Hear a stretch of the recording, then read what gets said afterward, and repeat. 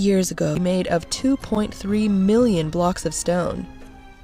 The largest of these blocks weigh between 25 and 80 metric tons and were transported from more than 500 miles or 800 kilometers away. The pyramid was originally encased in polished white limestone. Most of these stones have been removed over the millennia, meaning that when the pyramid was new, it would have looked very different than it does today.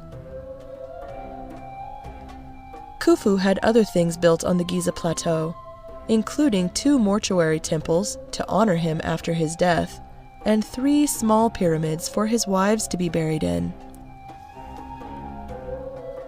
The other 2 large pyramids on the Giza Plateau were built by Khufu's son, the pharaoh Khafre, and his grandson, the pharaoh Menkure. Surviving wonder of the ancient world, and the complex of pyramids and other structures on the Giza Plateau near Cairo, Egypt, is a World Heritage Site for its importance to history.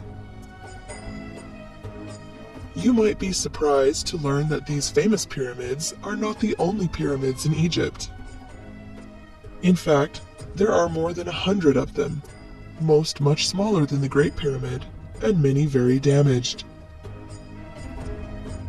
Ancient Egyptians believed that after death, people would continue to live very much like they had when they were alive, and so they buried people with things that they thought they would need.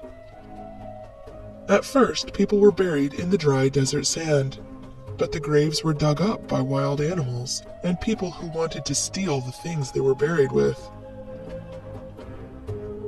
Egyptians began to build flat tombs called mastabas out of mud bricks or stone. Then, about 4,500 years ago, an architect named Imhotep had the idea to build a stack of mastabas on top of each other, each one smaller than the last.